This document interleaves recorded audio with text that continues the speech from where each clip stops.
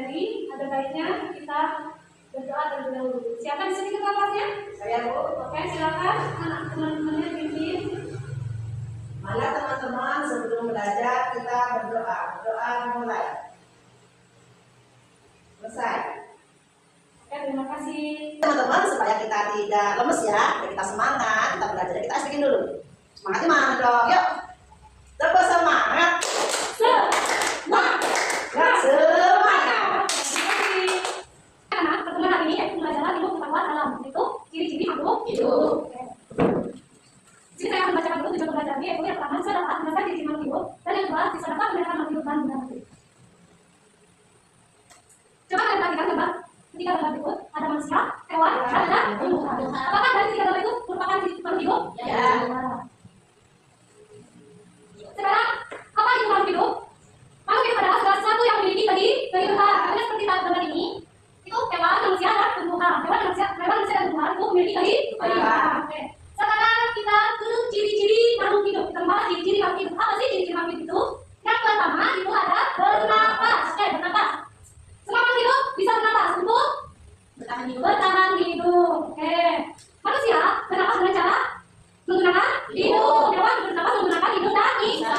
Kemudian bagaimana cara tumbuhan bernapas? Tumbuhan bernapas itu menggunakan bagian terdapat pada daun. Oke. Lanjut, yaitu makan dan minum. Makhluk hidup membutuhkan makan dan minum untuk mendapatkan energi. Manusia dan hewan mencari makanannya, sedangkan tumbuhan bisa menghasilkan makanannya sendiri dengan apa? Proses fotosintesis. Selanjutnya yaitu bergerak. Makhluk hidup bisa bergerak sendiri. Manusia dan hewan bergerak dengan cara berpindah-pindah, sedangkan tumbuhan bergeraknya berbatas. Coba ada disebutkan salah satu contoh tumbuhan yang bergeraknya berbatas. Terus bunga matahari. Kalian pernah lihat bunga matahari? Oke, kita akan lihat bunga matahari bisa bergerak, lalu bergeraknya terbatas. Bunga matahari bergerak dengan mengikuti arah sinar matahari. Iya. Selanjutnya, jadi selanjutnya tumbuh dan berkembang. Perhatikan, di sini ada gambar anak, ada gambar bayi, ada gambar remaja, dewasa, orang tua, dan sudah tua. Itu termasuk dalam apa? Berkembang dan tumbuh. Oke. Manusia dan hewan bisa tumbuh dan berkembang. Kita manusia yang awalnya kecil seperti itu, dengan berjalan waktu kita bisa sebesar bentuknya kita akan tumbuh. Lalu bagaimana cara tumbuhan berkembang, tumbuh dan berkembang? Melalui bisa pakai biji, bisa pakai batang, bisa ada yang pakai tunas. Oke, lanjut ke ciri selanjutnya. Berkembang biak. Berkembang biak untuk apa? Hewan bisa berkembang biak untuk apa? Menghasilkan keturunan. Tujuannya adalah jenisnya tidak. Bisa kalian lihat contohnya di sini ada bertelur, kemudian menghasilkan anak varian. Ini namanya berkembang biak. Oke, sekarang coba kita lanjut ya ke berikutnya. Oke, selanjutnya ciri selanjutnya itu kita terhadap rangsangan. Makhluk hidup bisa merasakan? Bisa atau tidak? Bisa. Nah, sebenarnya manusia kita nih, kalau kita akan makanan, otomatis kita akan merasakannya. Belajar apa teks kita akan merasakan rasa.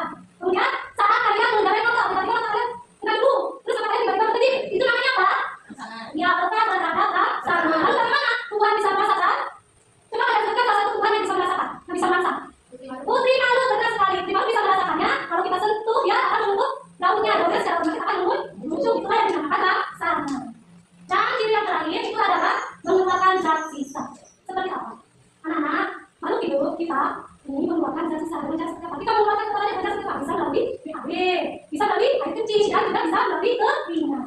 Oke, anak-anak, kita tujuh ciri dari makhluk hidup. Apakah ada yang ingin kita dengar? Ya, Bu. Ya, sudah paham? Oke, kalau sudah paham, kita berjalan kita bagikan satu persatu. Kalian di sini disuruh menyusun ciri-ciri makhluk hidup. Kalian susun gambar ini sesuai dengan ciri-ciri makhluk hidup. Coba kalian perhatikan dulu. Di sini ada orang lagi makan, terus ada orang berbagi, kemudian ada ayam sama anak ayam, kemudian ada bapak dan bayi sama orang tua. Kalian pilih, makan itu masuk dalam ciri apa? Setelah itu masuk dalam ciri apa? Kemudian kalian susun di sini. Apakah sudah mengerti? Mengerti. Baik, sudah.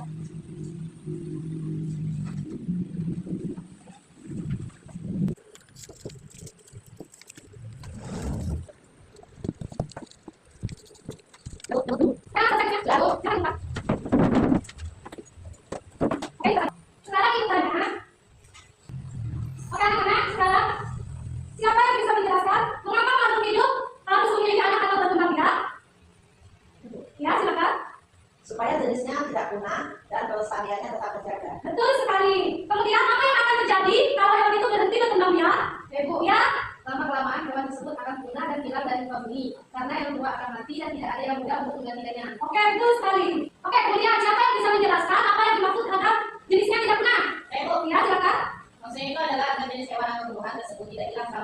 bumi. Jadi kalau yang tua meninggal dunia masih ada anaknya yang nantikan untuk meneruskan kehidupan Oh, ini. betul sekali. Lalu menurut kalian apa yang terjadi ke depannya kalau